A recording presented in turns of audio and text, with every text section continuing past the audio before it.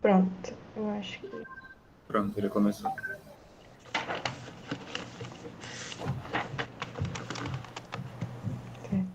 Vai começar a apresentar, né? Eu posso começar. Boa tarde mais uma vez, eu sou o Bergson Araújo. A nossa equipe está desenvolvendo um trabalho para a disciplina de jornalismo multimídia, no qual o nosso tema é morte, assim, sendo mais direto. Mas a nossa ideia é trazer esse assunto e descobrir por que morte é um tabu na nossa sociedade e quais caminhos a gente poderia seguir para conversar sobre morte sem ter esse receio, essa coisa, esse medo. E para isso a gente está conversando com várias correntes da ciência e também alguns representantes de algumas religiões, como a Umbanda, o Espiritismo, o Cristianismo, entre outras. E a gente convidou vocês hoje para trazer esse lado científico, esse lado mais de exatas, como podemos dizer assim. E, meninas, vocês se apresentam agora? Eu sou Isadora Lima, eu também estou na equipe. Eu vou ajudar o Beck a fazer as perguntas. Aí a gente tem também a Andressa, que é da nossa equipe, e o Matheus.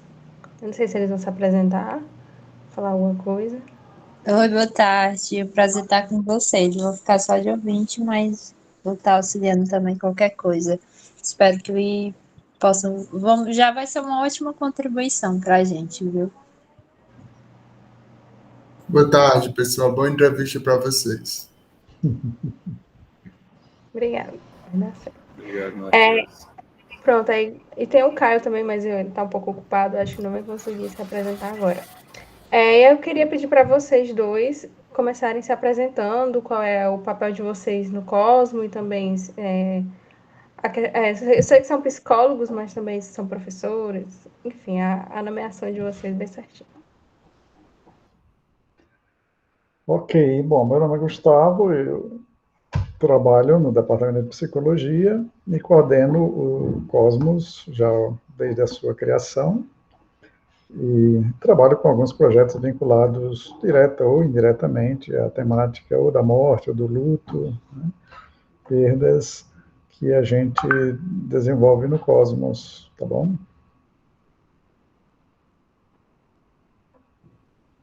Oi, gente, meu nome é Clarissa, obrigada aí pelo convite. Atualmente sou psicóloga clínica, certo? Eu entrei no Cosmos no segundo semestre da minha graduação, me formei, já não estava mais no Cosmos e retornei agora, certo? Então, as minhas contribuições já como profissional, né, lá. Eu tenho formação em luto e eternidade, estou fazendo pós-graduação em psicologia hospitalar, né? Então, são essas duas áreas que eu atuo. É a psicologia hospitalar e a psicologia clínica, certo? Lá no Cosmos estou ainda nesse processo de como vou contribuir, né? Antigamente eu participava mais dessa parte do ensino e das extensões lá, então não me envolvia muito com pesquisa, mas acho que é isso, né?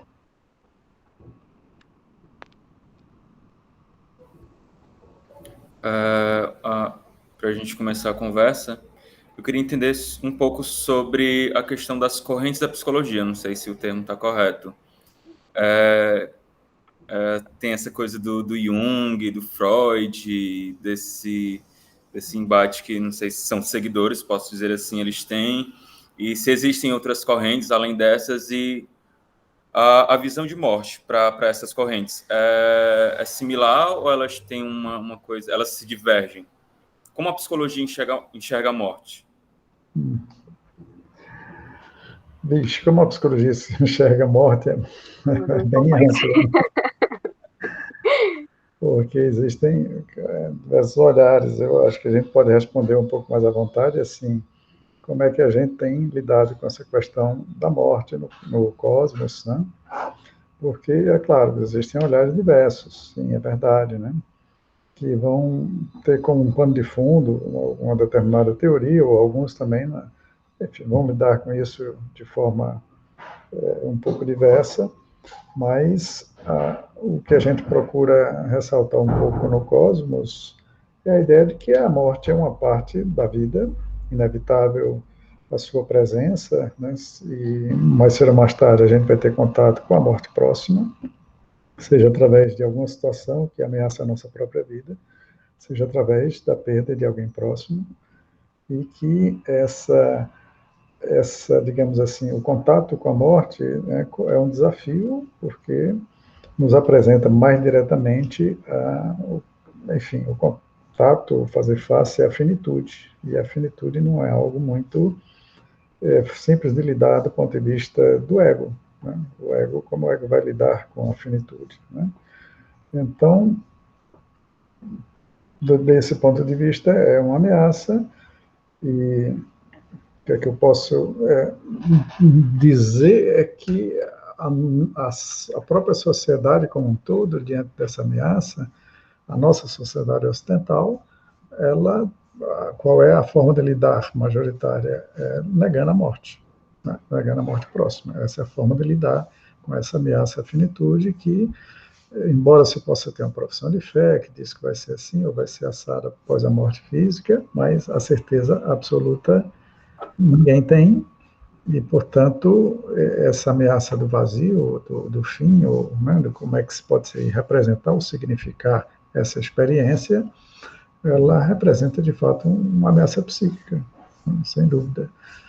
E, enfim, como é que eu posso lidar, com que recursos eu posso lidar com a finitude, seja a minha própria, seja a do outro que está próximo.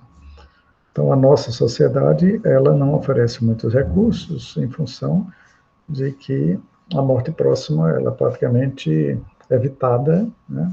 Então, o que é que a gente faz? Como lidar com essa certeza? Simplesmente não tocando no assunto, a não ser quando você é obrigado a entrar diretamente em contato com essa situação. E quando isso é feito, então, é claro, há um certo despreparo, uma dificuldade maior de lidar com essa realidade. Vocês perguntaram sobre as abordagens, né? A gente fala mais no sentido de abordagem mesmo. As correntes da psicologia, né? Geralmente, quando você faz outro curso, você tem acesso às 3 que chamam de principais, assim, entre aspas, né? Que é a análise do comportamento, as correntes humanistas, da qual eu estou inserida, que seria gestalt terapia, ACP, fenomenologia, e a psicanálise, né? Porque o Jung, ele não entra nesse tripé que as pessoas falam, mas, enfim, eu particularmente acho que nem deveria existir um tripé de abordagens principais, né? Todas elas são importantes.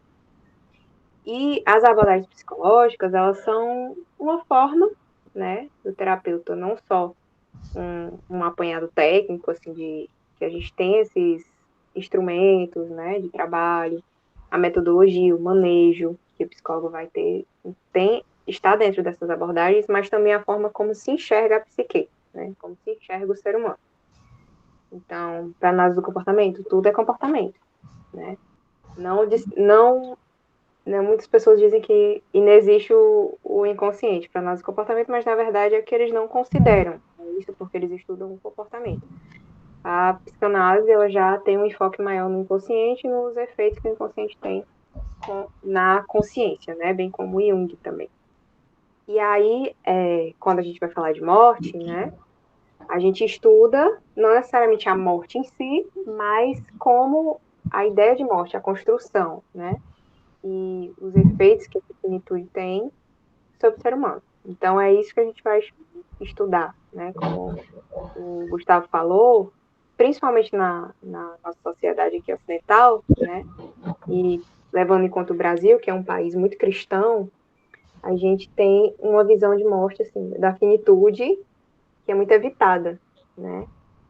E aí entram vários outros tipos de morte, né? Não só a finitude, enfim, não sei se vocês vão falar no futuro, mas existe a morte por suicídio, né? Existe outros tipos de morte que a gente pode falar posteriormente, mas a forma como a gente vai trabalhar na psicologia em relação à morte, eu acho que foi legal vocês trazerem a questão das correntes, vai depender muito das correntes também, porque vai atravessar, né?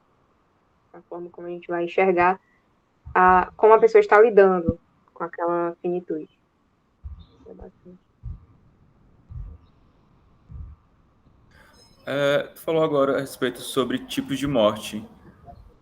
eu imaginava que tinha essa coisa de concepções de morte, a forma como as pessoas viam a morte.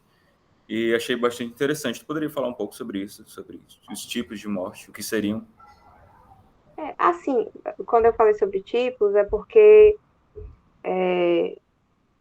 existe, por exemplo, quando a gente está falando de luto, a gente fala de luto pela morte em si, né? O luto real, que eu também não gosto dessa nomenclatura, mas luto real e luto simbólico. Então, existem mortes que são simbólicas, né? No término de um relacionamento. Então, quando a gente vai falar de luto, a gente não fala só de um luto. A gente está falando de luto porque, como eu falei, né? A forma como a gente vai enxergar a morte vai ser a forma como ela afeta o ser humano. Então, o luto é realmente isso, né? É a forma como a gente lida com essas perdas, com essas rupturas significativas.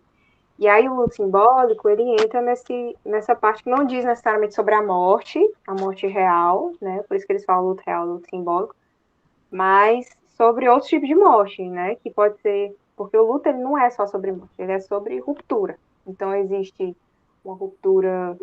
Sei, tem um luto por ganho, né? Passei no emprego e vou morar lá no final do país, né? E isso vai mudar a minha vida inteira. Então, quantas coisas eu vou perder? Quantas coisas eu vou ter que me despedir que vão mudar na minha vida? Isso é luto também, né? Isso é uma forma de luto. A forma como a pessoa vai lidar, né? E quando a gente fala sobre tipos de morte, acho que seria mais no sentido de em que locais esse luto vai ocupar, né? Digamos assim. Ou se o professor quiser me corrigir, pode me corrigir. Mas existe o luto por suicídio, né? Que muitas vezes é um luto muito velado. O luto deve nas periferias, o luto na classe mais alta. Isso vai mudar, essas coisas atravessam, porque o luto ele também tem um fator cultural, né? Tem um fator cultural, tem um fator espiritual, tem um fator individual também do sujeito, a forma como ele lida com aquilo. Então, assim, quando a gente fala de tipos de morte, seria a forma, mais os tipos de luto, na verdade, digamos assim. Acho que a gente pode olhar mais dessa forma. Porque o luto por uma criança, por exemplo, a morte de uma criança, o luto infantil é diferente de um luto de um adulto, né? Então, assim, acho que eu falei mais nesse sentido. Esclareceu um pouquinho? Sim, sim. Olha, talvez só dizer assim, de qualquer forma, o que a Clarice está dizendo assim, é que a morte, seja real ou simbólica, como ela está explicando, implica numa perda, né? Numa perda e no contato com a finitude. Seja a finitude de uma relação, seja a finitude de uma situação, seja a finitude física, que, é claro, é mais ameaçadora até, né? Bom, porque ele nos coloca diante do mistério absoluto, né, da incerteza, daquilo que não é possível ter a certeza do que será.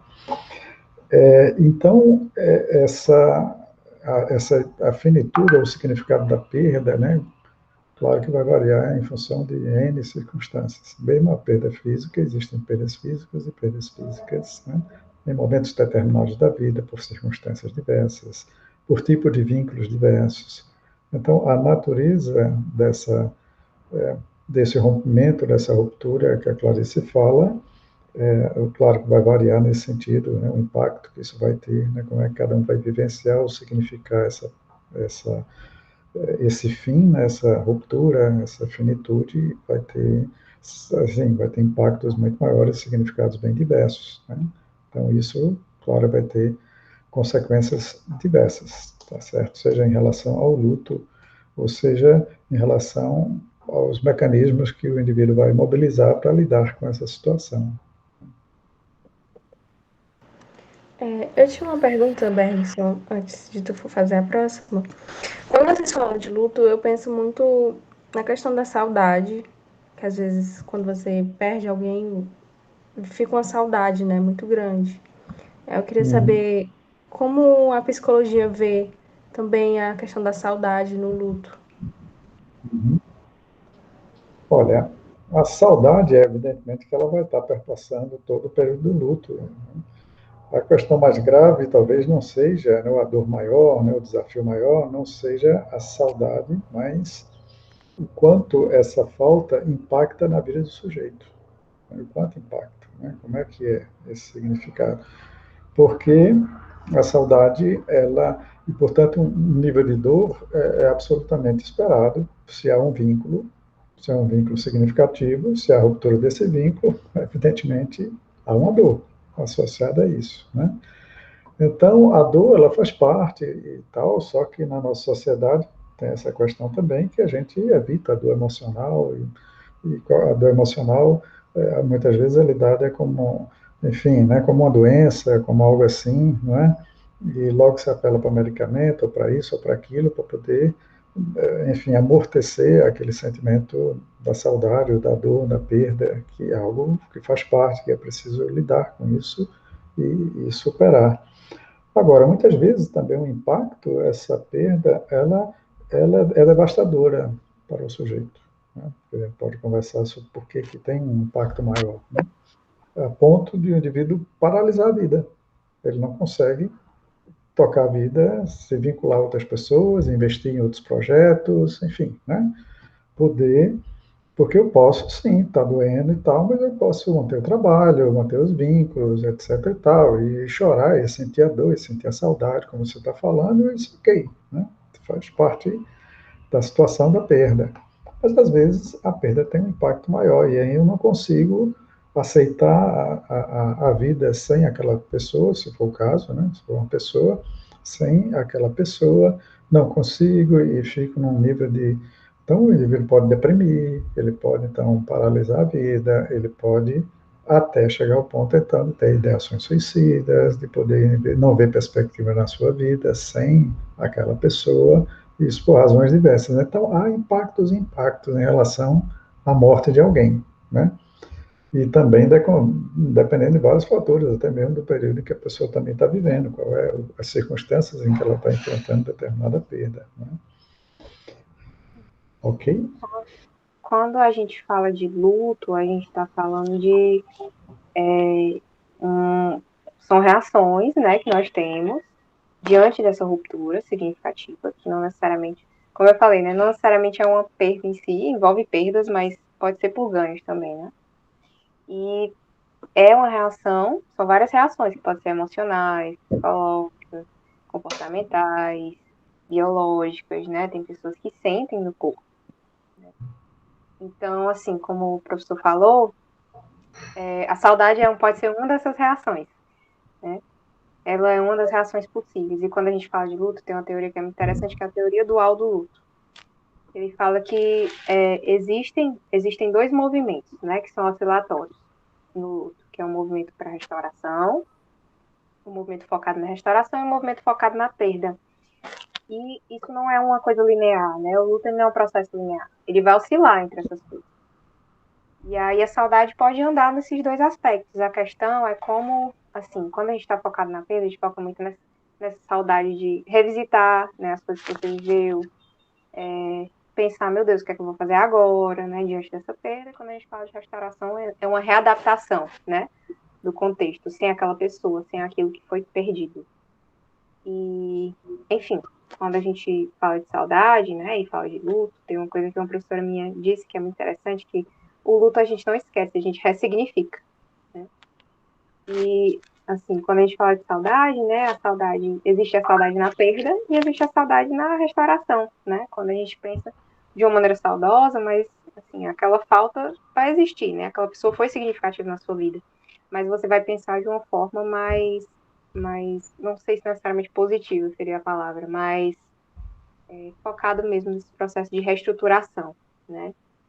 De enfim, entender que a pessoa foi importante, né? E começar a se readaptar diante daquele contexto novo que é viver sem aquela pessoa.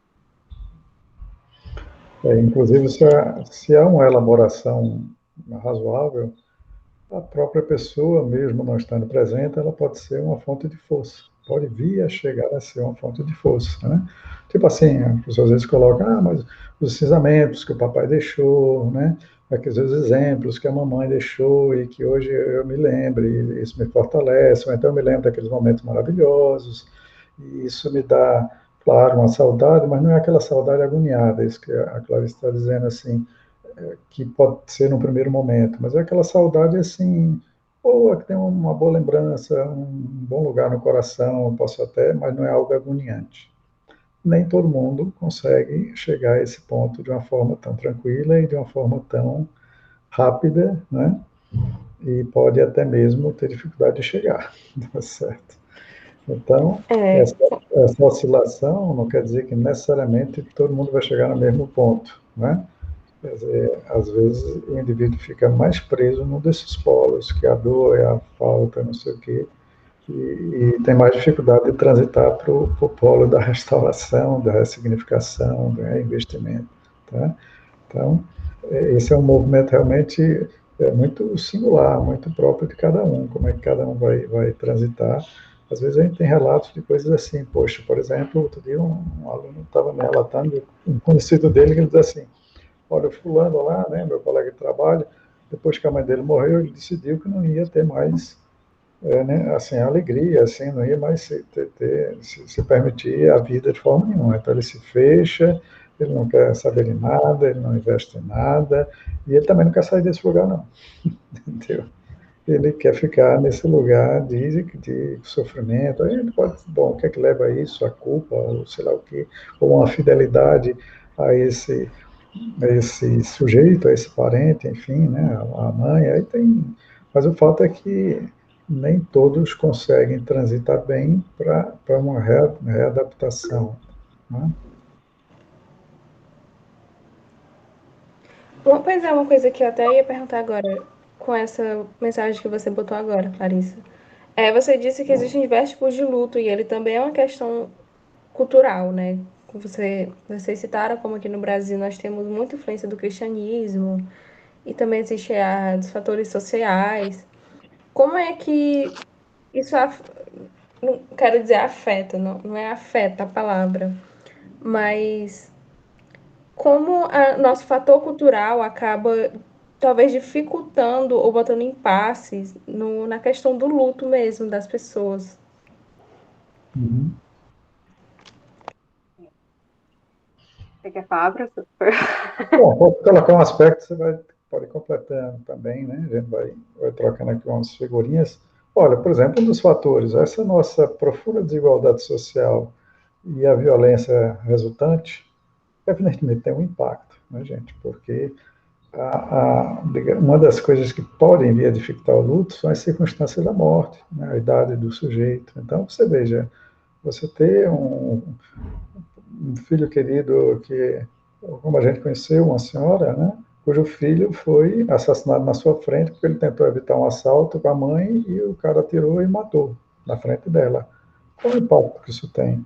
Triste. Isso não é uma coisa excepcional na nossa realidade social. Né? Isso é uma coisa que nas comunidades negras e pobres desse país isso é cotidiano, tá certo? Quer dizer, vai a incursão da polícia, mata não sei quem, mata não sei quem, mata não sei quem. Qual é o impacto que isso tem? Né? É um impacto imenso, porque é mais difícil a elaboração desse luto, percebe? É bem mais difícil. Esse é um dos aspectos em relação à nossa realidade social que impacta, ou seja, a morte, ela também tem cor, ela também tem território, ela também tem, né, enfim, uma realidade social que tem impactos muito diversos. E às vezes a gente trata assim, como se fosse normal, entre aspas, que as pessoas morram assim, em cada incursão que a polícia vai na favela e pronto, e está tudo bem, é normal, né? Mas se há uma morte no Iguatemi, é um impacto enorme, né? Porque alguém morreu de um assalto dentro do Iguatemi. É uma coisa assim, mas meu, que coisa. Mas no Morro Santa Terezinha, não sei aonde, não sei acolá, é normal, percebe? Então, essa é uma das facetas da morte também na nossa realidade social, dos impactos que tem da gente naturalizar assim, o sofrimento de determinados estratos sociais, né, e minimizar o impacto emocional, psíquico que isso tem nas pessoas. Essa é uma das facetas. Assim, vai para além da questão da própria religião, né? Porque existem religiões que veem a morte como um tornar-se luz, existem religiões que entendem uma vida após a morte, existem religiões que pensam em reencarnação.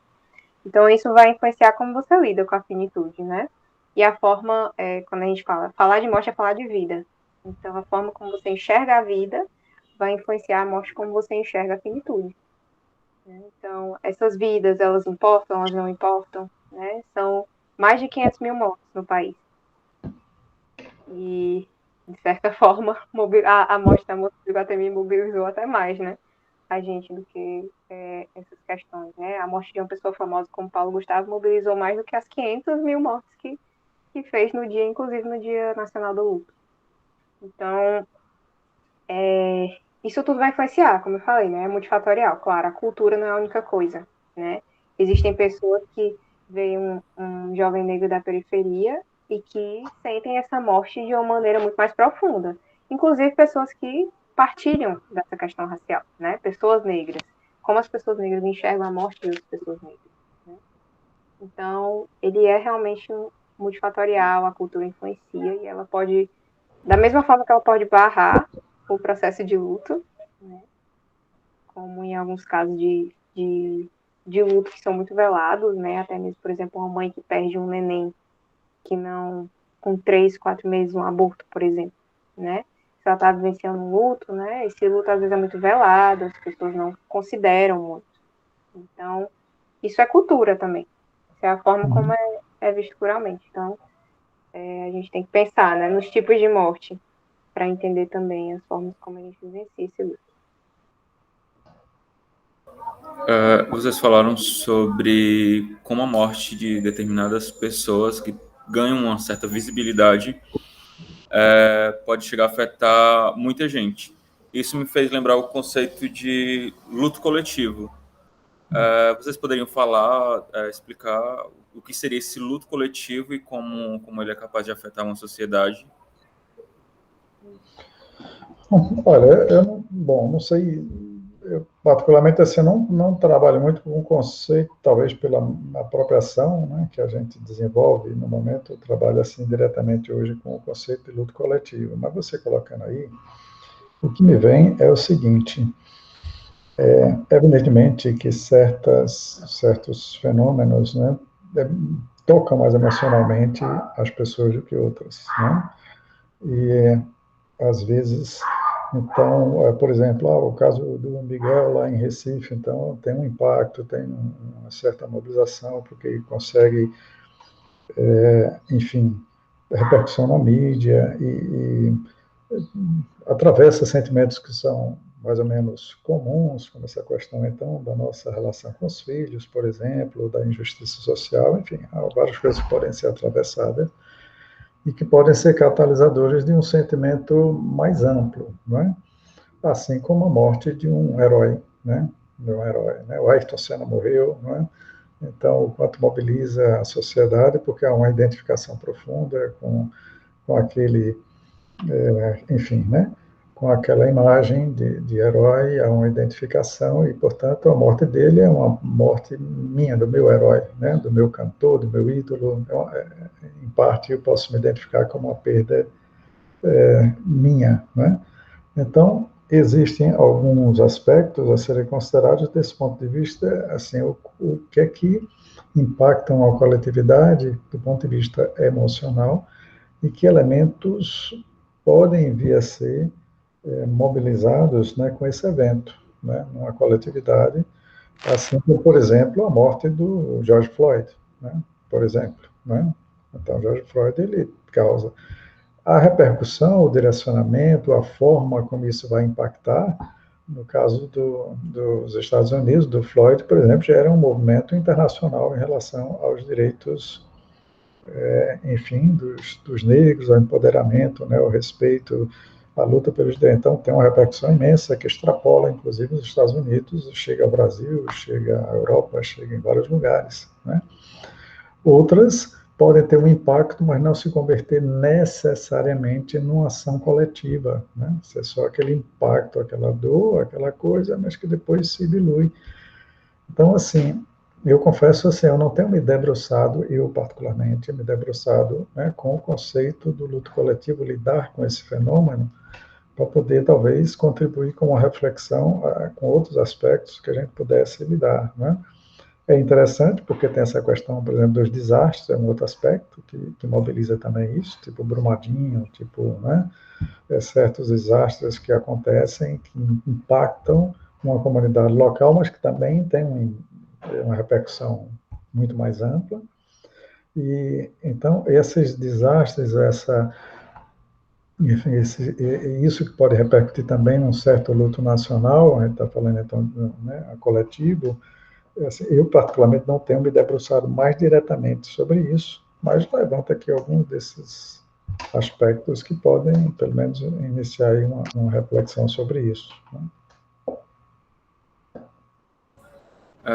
A Clarissa falou sobre, citando exemplos de luto, falou de uma mãe que vai ter o neném perde, e nesse processo que ela está vivendo luto, não sei se posso falar assim, ela tem outro filho, e nisso ela não consegue viver o luto do filho que ela perdeu. A questão é o luto tem uma sequência, ou você pode identificar uma ordem que, por mais que seja uma coisa individual e que cada indivíduo tem uma forma de lidar com a sua perda, a sua ruptura, o luto tem uma sequência, tem uma ordem fatorial, e até que ponto é saudável ter um luto, como lidar de forma saudável com o luto. Uhum. Em relação ao primeira questão, enfim, existem muitas teorias, né, sobre o luto. Então, assim, bem como existem várias abordagens da psicologia, né, existem muitas teorias a respeito do luto. Aquela questão do luto oscilatório que eu falei para vocês é uma teoria, inclusive, né? Eu não vou falar o nome para não passar vergonha, mas os nomes são complicados, então eu vou chamar apenas de teoria dual. Mas existe a teoria da Kubler-Ross, né, que ela coloca fases. Mas uma coisa que é muito importante, né, de se ressaltar é que não existe uma ordem, né? Não existe uma ordem do que você sentiria durante o processo de luta, até porque a gente recairia na patologização, né, desse movimento. Porque o luto, ele é um processo natural nosso. Ele é uma reação natural diante da ruptura. Bem como, por exemplo, a ansiedade, né, que a gente patologiza muito também. Mas, assim, ele é uma reação realmente natural que a gente viveria diante dessa finitude. E existem várias abordagens, mas é uma coisa que é muito importante ressaltar mesmo essa questão de que não existe a ordem, né? Então, por isso que eu gosto dessa teoria dual, porque ela fala dessa oscilação, né? O luto, ele não é linear. Até mesmo as fases que a Kubler-Ross coloca, né?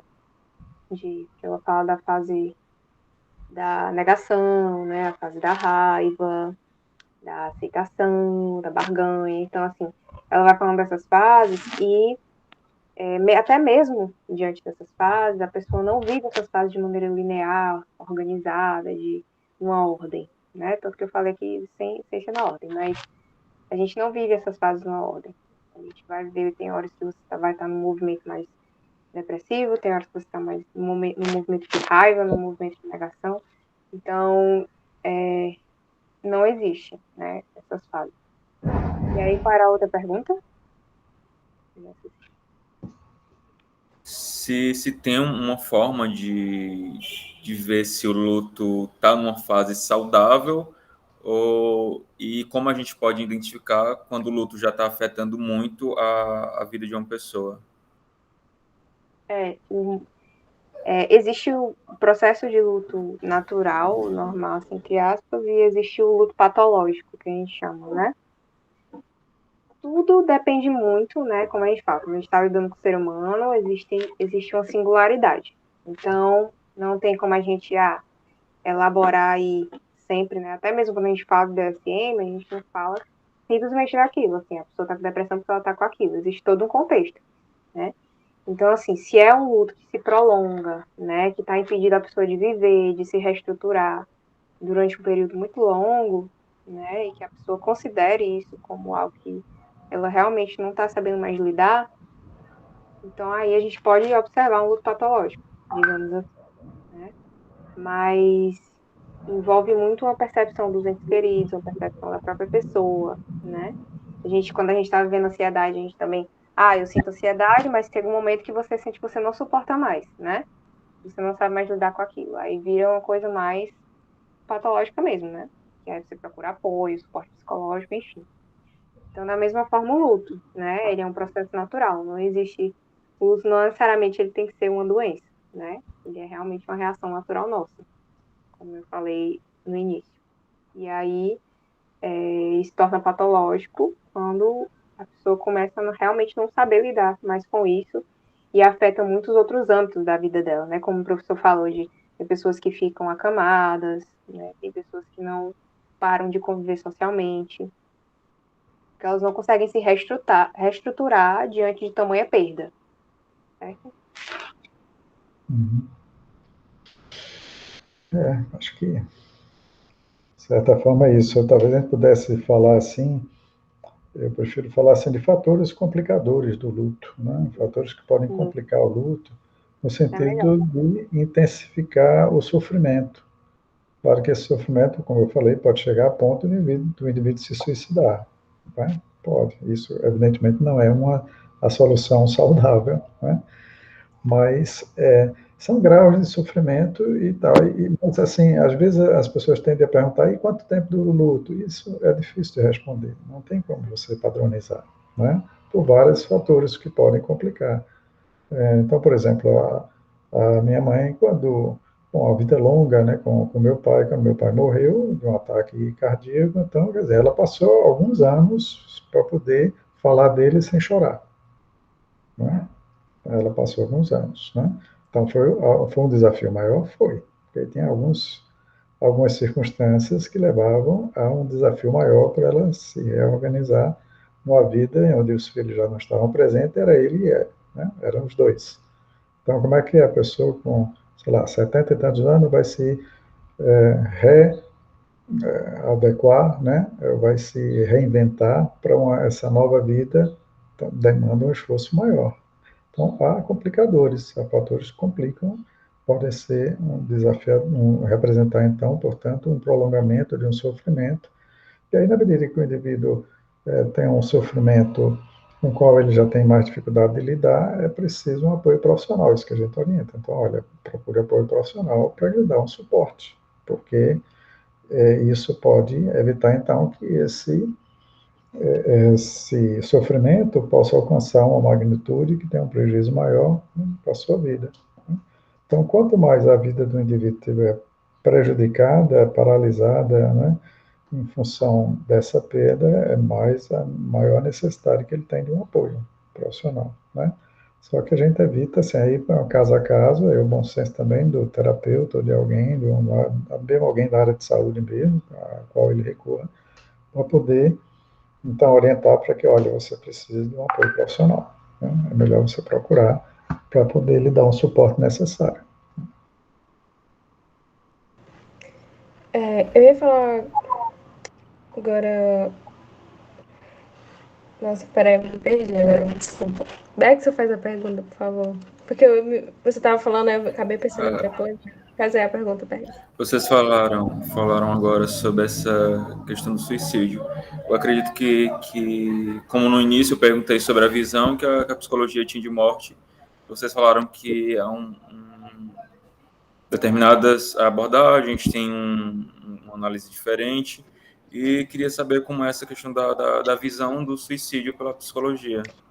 Eu queria complementar também, que era essa basicamente uma pergunta também, que as pessoas têm muito uma visão de medo da morte, como a gente já falou aqui. A gente tem medo da morte da gente morrer, ou de um parente morrer, mas existe essa questão do suicídio, que a pessoa decide tirar a própria vida. E acho que é isso. Como é que é isso? Olha, em geral, alguém que comete o suicídio, na verdade, ele quer acabar com a dor. Né? Acabar com a dor na qual ele está mergulhado e que não encontra uma outra saída a não ser essa. Né? Mas não necessariamente ele queria acabar com a vida, mas acabar com a vida parece ser a solução para acabar com a dor. Tá certo? Quando ele não encontra algo. Né? Isso porque, enfim, né? O indivíduo é jogado diante de um desafio, de uma dor que ele não consegue lidar, de uma circunstância para a qual ele não está conseguindo ver saída, e então ele comete do suicídio. Bom, em geral, quando o indivíduo está lidando, consegue lidar e consegue ter suporte, consegue, em geral, é possível que ele opte por enfrentar a situação, acho como eu falo, né, em geral. E, além disso, então, às vezes, existem algumas, diante de dificuldades maiores, por exemplo, como a depressão, então o indivíduo ele pode ficar tão, digamos, desvinculado da sua pulsão de vida que ele também não vê saída, não vê investimento, não consegue investir na vida e consegue enxergar a morte como uma saída também para aquela situação. Mas é uma situação de sofrimento também, uma vez que ele não consegue investir, se vincular à vida, e aí tem razões para isso, e que aí ele consegue, então, ver a saída do seu sofrimento para a morte. Então, eu diria, talvez, de forma mais humilde, o seguinte, que muitas vezes, na verdade, o suicídio é uma busca de uma solução para uma dor, de uma superação para uma dor, cuja outra saída não está sendo visível, tá? E a forma mais imediata que ele tem de, entre aspas, né, acabar com essa dor lancinante, insuportável, é se matar.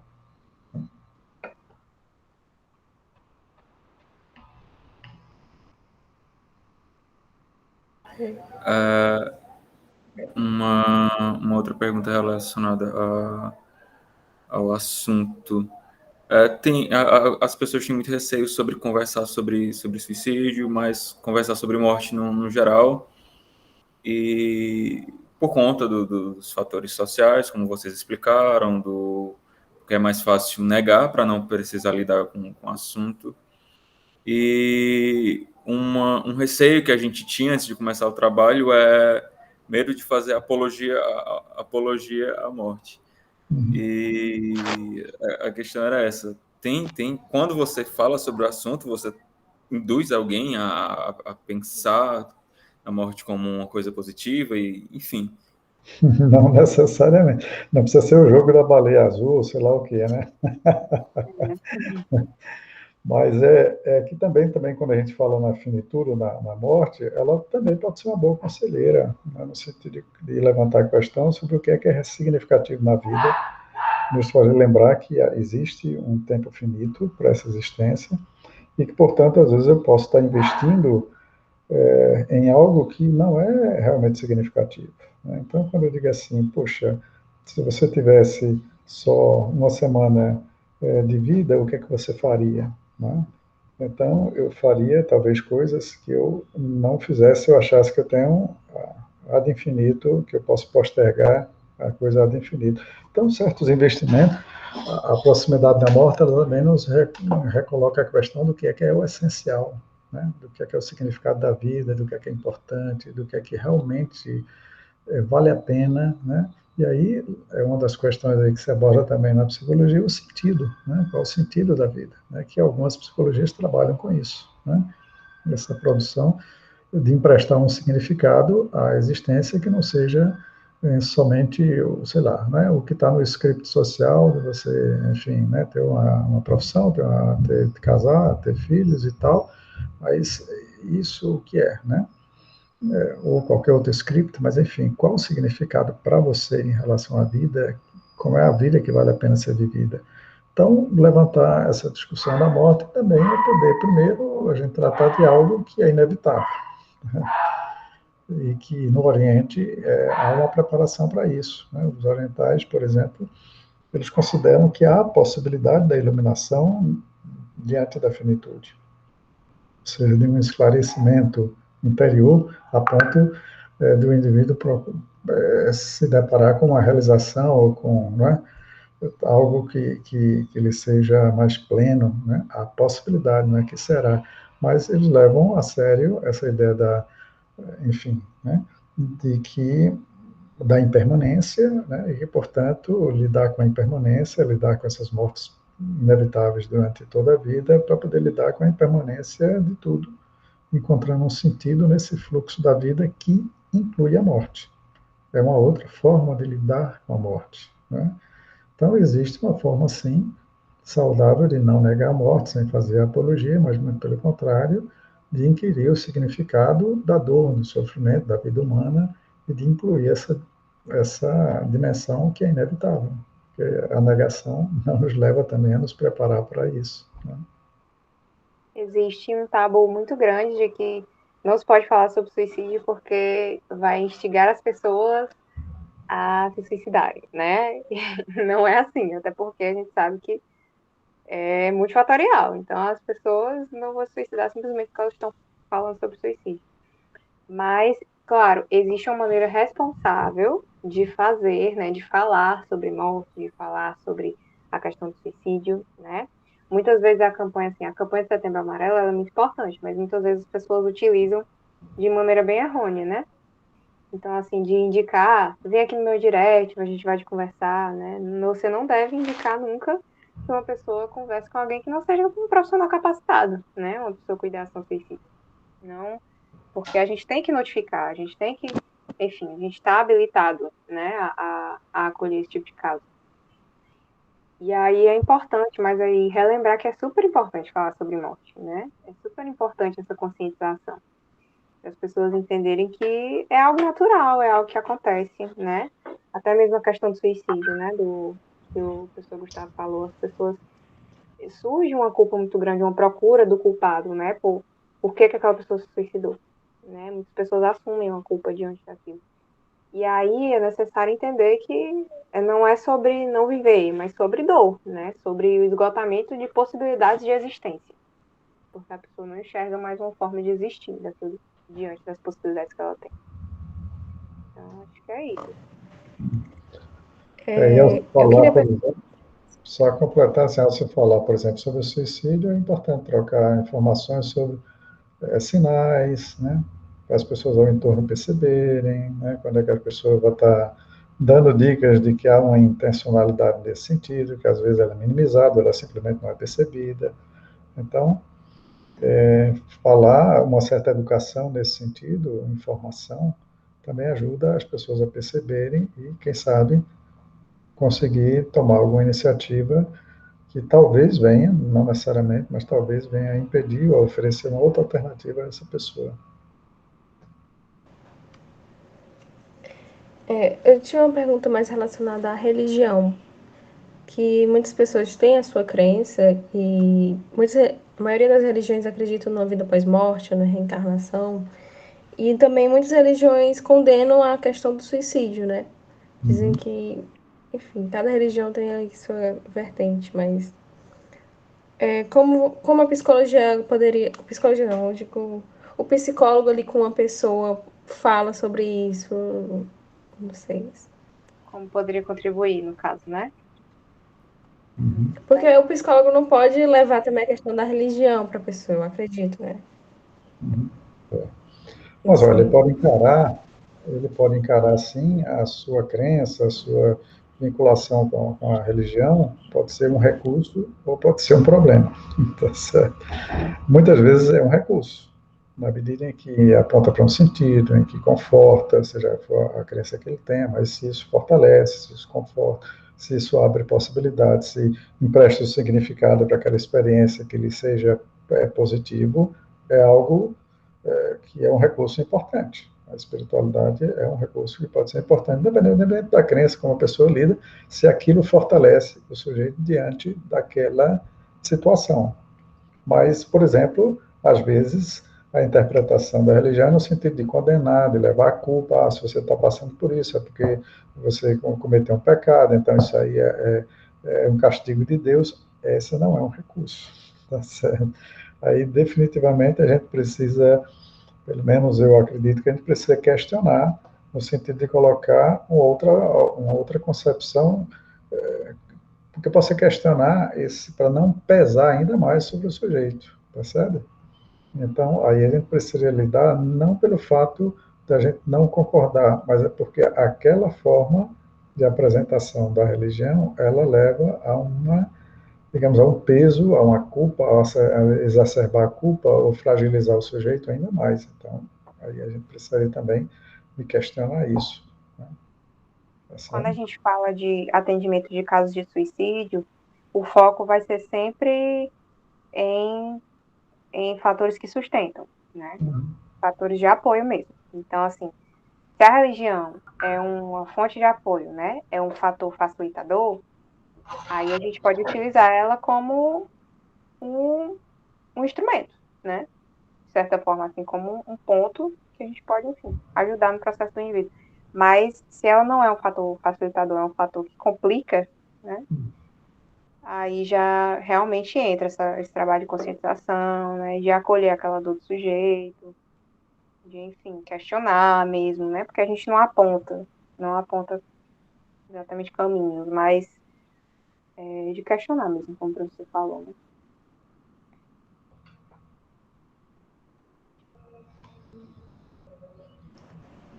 Valeu. Realizou. Galera, eu vou pedir talvez uma licença a vocês, porque eu vou precisar sair, aí talvez a Clarice possa continuar aí também, tá bom? Tudo bem. Tá Pode certo, ser? muito obrigada, professor, por ter participado. Tá bom. Boa sorte aí para vocês, bom Obrigado. trabalho, tá bom? Essa Obrigado. é uma temática que, independentemente de qualquer profissão, todos nós temos uma relação com ela, né? De uma forma ou de outra, tá bom? Tchau, tchau, Obrigada, então. boa tarde. Obrigado, boa tarde. Tem mais alguma pergunta? A última pergunta.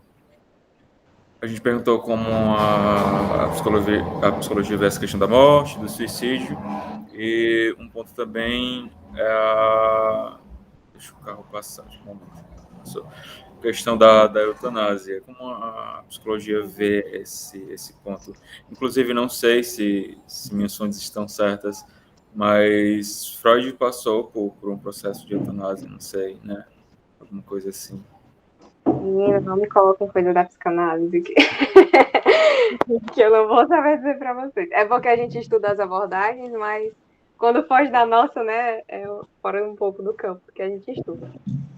Não sei muito sobre essa fofoca do Freud, não saberia te dizer se é uma realidade. Mas, assim, uma coisa que a psicologia fala, né, que é importante, que existem 3 tipos de morte, né? Que é a eutanásia, distanásia e ortotanásia, certo? Então, assim, a eutanásia realmente é declarar essa morte, né? Aqui não é aprovado, né? Não é permitido. Mas em alguns países é. Quando a gente fala de distanásia, é uma coisa que acontece bastante. Eu espero que não esteja confundindo os termos, né? Porque faz tempo que eu estudei isso. Mas quando a gente fala de distanásia, né? É como se fosse distanciar mesmo, assim, de prolongar o processo de morte, digamos assim. Então, você está lá no hospital, né? Você está com Covid, por exemplo, foi entubado, você está prolongando aí o processo de morte, os médicos já visualizam provavelmente esse processo de finitude, e você gostaria de ser estudado e passar por cuidados paliativos, né? Ou então numa situação de câncer. E aí, às vezes, né, a equipe de saúde opta por não fazê-lo. Isso é um processo de estanase porque você está prolongando, né? De maneira desnecessária, né? Com intervenções médicas, intervenções medicamentosas, de maneira desnecessária mesmo. Isso acontece, inclusive, isso acontece bastante, né, hoje. Mas o que a psicologia apoia seria essa ortotanásia, que é permitir que o processo de vida, o processo de morte, siga o processo natural. E que a gente possa construir uma autonomia do sujeito diante da escolha dele, do processo de finitude dele, né? E a psicologia entra nisso exatamente, por exemplo, numa equipe de cuidados paliativos. Não sei se vocês sabem o que é, mas são equipes que trabalham, né, com o processo de terminalidade, né, com doenças que não necessariamente diz respeito à pessoa já morrer, mas são doenças que provocam esse processo de terminalidade, né, ao longo da vida. Então, assim, a psicologia entra nesse suporte de permitir que o sujeito tenha essa autonomia diante do próprio morrer dele, né? E que não sejam feitas intervenções que não permitam que essa morte siga o seu processo natural, né? Porque, às vezes, há intervenções que são desnecessárias e que, mesmo elas sendo importantes, né, que tem algum papel, pode ser que a pessoa opte por não fazer, né? Então, assim, pode ser que a pessoa descubra que ela tem câncer, mas ela não quer fazer químio, ela opte por simplesmente seguir o seu curso natural, né, da vida. E muitas vezes não é aceito, porque tem uma cultura muito forte no meio médico, né, no meio hospitalar, de eu tenho que permitir que essa pessoa viva, né? O meu trabalho é sobre vida, né? Mas, na verdade, o seu trabalho é sobre saúde. E saúde não é ausência de doença. Saúde ela é o bem-estar, né? E esse bem-estar depende dessa questão social, depende disso tudo. E, principalmente, da autonomia do sujeito. Então, acho que a psicologia entra mais nesse sentido, sabe? De permitir essa autonomia, permitir esse processo comum. E aí eu deixo até um livro que é interessantinho, que é bem legal, que algumas palestras também da Ana Cláudia Quintana Arantes. É bem legal, né? O livro, ela tem um livro chamado Sobre a Morte e Morrer, mas ela tem outros livros também. Não, é Sobre a Morte e Morrer da Codorosa. O livro dela é A Morte é um Dia que Vale a Pena Viver. O livro da Ana Cláudia. E ela é uma médica paliativista, né?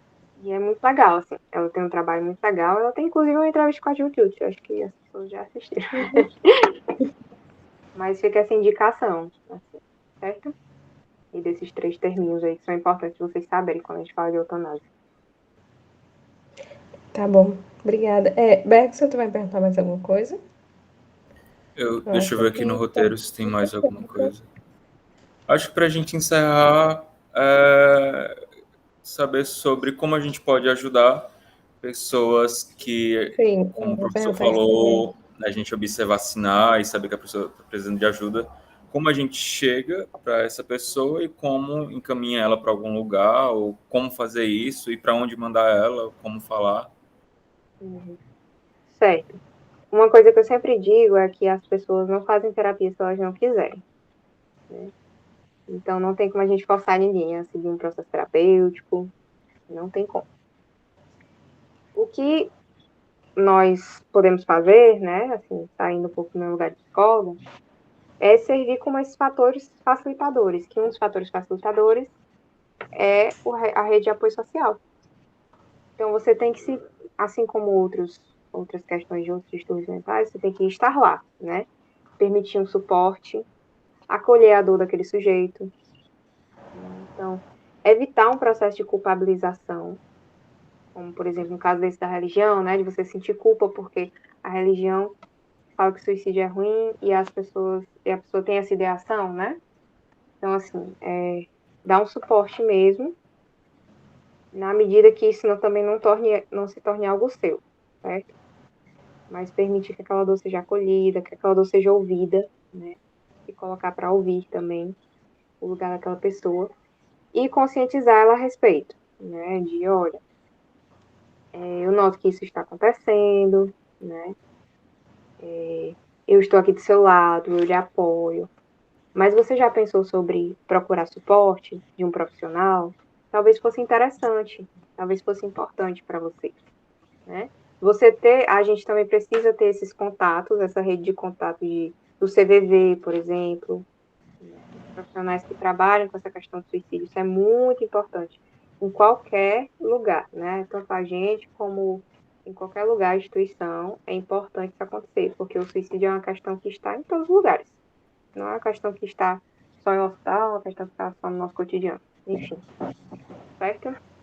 Mas é mais nesse sentido mesmo, de apoio e de conscientização. Eu acredito que com a pandemia tem aumentado muito, né, os casos de suicídio também de questões de depressão, ansiedade. Acho que até uma coisa que eu iria perguntar, assim, a realidade do mundo que a gente vive hoje em dia, com a pandemia, mesmo que a gente não tenha ficado doente de Covid, a gente também adoece mentalmente. E às vezes a gente perde essa vontade, né, de continuar. Não é nem por conta da gente mesmo, é por conta do mundo mesmo, que tá uma loucura, assim. Eu não sei, assim, como os psicólogos estão lidando isso também, né, na hora assim, da terapia, como... Porque os psicólogos também passam por isso, provavelmente, né? É interessante, assim, os índices de ansiedade aumentaram muito, principalmente entre mulheres, inclusive. Uhum. Né? Então, faz sentido também até a gente pensar na questão da violência contra a mulher, né, de tudo isso. Mas é outro aspecto, já é outro aspecto, não vamos entrar nessa seara. Mas, de fato, né, o isolamento, a gente vivenciou, inclusive, vários lutos simbólicos diante do isolamento. Porque quando a gente fala de ser humano, a gente fala de um ser bio, psico, sócio, espiritual. Né? Então, tem todos esses aspectos. Aí você pensa, quando você vê no isolamento, você não pode mais frequentar sua rede de apoio em termos de espiritualidade, né? Em termos religiosos. Então, aí já não tem um aspecto espiritual. Aí você não entra em contato com as pessoas que você ama, que você gosta da sua rotina, já não tem o social, né? O próprio isolamento de estar todo dia no mesmo espaço, fazer tudo no mesmo espaço, né? Isso afeta o psicológico também. Então, assim, claro que isso afetou todo mundo e continua afetando, né? Porque muitas pessoas desenvolveram um trauma mesmo, assim, um medo de sair, né? Por conta do Covid. O próprio Covid se tornou um trauma, um gatilho. Então, acho que a gente está trabalhando bem mais atualmente, né? Como psicólogo. Mas, infelizmente, a psicologia ainda não é uma profissão muito acessível, um tipo de atendimento muito acessível, porque no SUS não se pode ter esse tipo de acolhimento, né, prolongado no nível regular. E é como se o isolamento ele não tivesse, na verdade, só criado algumas questões, né? Ele tivesse enfatizado, intensificado algumas questões. Então, pessoas que viviam com ansiedade, talvez elas ficaram mais ansiosas, né? Mulheres que viviam com violência dentro de casa passaram a viver muito mais, porque elas estão convivendo mais com o agressor. Então, é como se a pandemia trouxesse essa intensificação. E a gente perdeu muita coisa, né? É muito luto simbólico, além de luto real, porque muitas pessoas morreram, mas é muito luto simbólico. Da faculdade, da escola, dos amigos, né? Isso com certeza afeta. Acho que Acho que são essas as questões. Tem mais algumas, Isadora? tinha mais uma na minha cabeça, mas a gente tá prolongando tanto. Aí eu tô com medo. Tudo bem, pode fazer. Não, eu ia fazer e me escapou aqui. Oh, nossa. Ai, porque Postar a eu me nota e esqueci. manda pro Pedro. Ah, era questão de remédio, eu acho. Eu ia perguntar a questão dos remédios ansiolíticos. Não sei, porque ele comentou assim, a pessoa tem o problema, por exemplo, depressivo, então aí não quer se frustrar, ou talvez aí busca logo um remédio. E eu não sei, assim. Certo. O papel da medicação, né, ele entra quando você não consegue mais viver mesmo, assim, tipo, de fazer coisas comuns, né, coisas rotineiras. Acho que a gente tem que ter muito cuidado, né, quando a gente fala de medicação, porque uma coisa que eu refletia muito na época da minha graduação é se a gente tinha se tornado menos resistente à dor, ou se a dor realmente se tornou maior. Porque muitas das pessoas que chegavam, porque eu atuei no plantão psicológico, muitas das pessoas que chegavam no plantão, elas já estavam medicadas, né? Elas já estavam passando por tratamento medicamentoso. Então, assim, quando a gente pensa em procurar o atendimento do psiquiatra, né? E, claro, não adianta a gente procurar só a psiquiatria, sempre tem que ter um acompanhamento do psicólogo, porque o remédio ele não vai resolver sua queixa. O remédio ele vai tirar o sintoma. Então, não adianta a gente tirar o sintoma da ansiedade e não tratar o que está acontecendo, né? O que está permitindo com que aquela ansiedade ocorra, enfim. E aí o remédio surge como esse suporte, né? Como esse fator facilitador, por exemplo, em alguns casos, né? E permitir que você consiga, quando os sintomas estão muito altos e você não consegue mais prestar atenção em outras coisas que não sejam esses sintomas, aí o remédio surge nesse momento para tornar até mesmo o processo terapêutico melhor, né? A questão é que muitas vezes existe um constante diagnóstico, né? Assim, as pessoas procuram esse nome, esse diagnóstico. O que é que eu tenho? Eu tenho ansiedade, eu tenho TAG, eu tenho tal coisa. Então, assim, se procura isso, talvez até como uma tentativa de elaborar melhor, né, o que está acontecendo, mas no final das contas o que importa é o que você está sentindo, né? E o que levou aquela ansiedade a acontecer, não o que a ansiedade, o conceito de ansiedade, né, para o DSM. O que importa é a individualidade mesmo. E aí o remédio vai lhe ajudar nisso, né? A ajudar a suspender um pouquinho isso. Só tem que ter cuidado, por exemplo, em caso de depressão, né? Que alguns remédios, eles trazem aquele pique inicial, né? De movimentar, porque as pessoas com depressão, elas passam por um processo de embotamento afetivo muito grande. Então, se você vai começar a medicação utilizando um antidepressivo, né, que ele vai te dar mais ânimo, ele vai te dar um movimento maior, pessoas que têm ideação suicida têm que ser acompanhadas no começo.